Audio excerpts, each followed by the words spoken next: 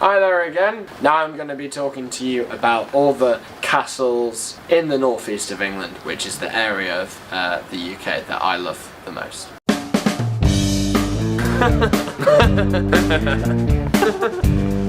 Ready? Annick Castle is very much a typical Norman castle. When I say that, it really looks the part. It looks like it was a strong castle where there was a lot of fighting between the English and the Scottish back in the day. It's also the second largest inhabited castle in the UK after Windsor, where the Queen lives. But what it's probably most famous for is its filming locations. Expelliarmus! And that includes it being the filming location of Hogwarts School of Witchcraft and Wizardry in the first two Harry Potter films.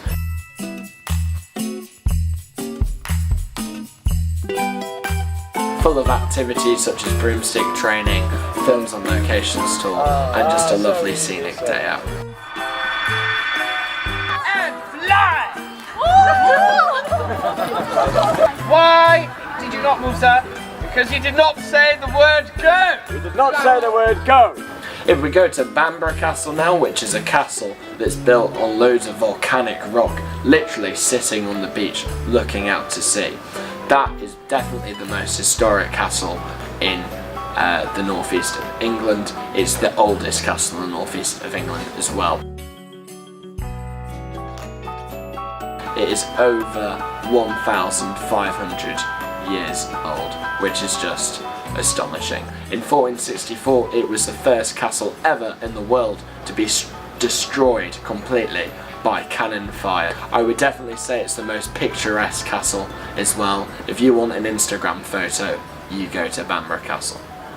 Warkworth Castle very much stays true to the families in the northeast of England. And when I say that, I look at the Percy family, probably one of the most influential and powerful families to ever exist in the northeast of England. They did this by their relationships with the crown and the royal family at the time.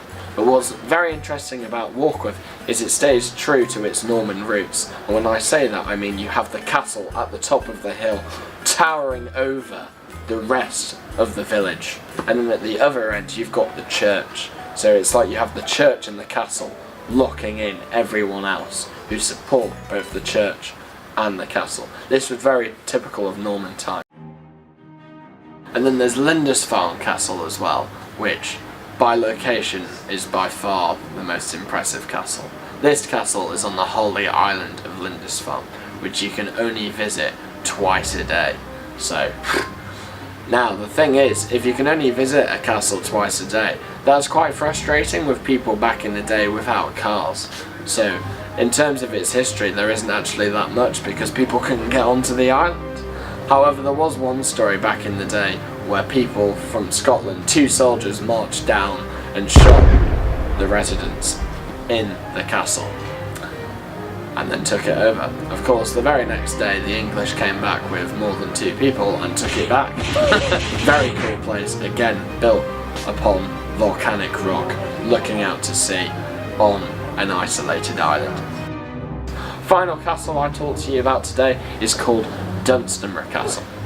Now this is a castle you can't even reach by car. You have to go on a 2-mile walk along the Northumbrian coast on the cliff edge. So if you're up for it, definitely come with me on that. It's a breathtaking walk. This is probably the best views that you'll ever get from a castle of the stunning Northumbrian coastline. Really hope that these videos have been informative and helps you, hopefully in an entertaining way as well. And yeah, when you come over here, hopefully I'll see you soon. I've been Rob from Lundgren Tours. Thank you very much.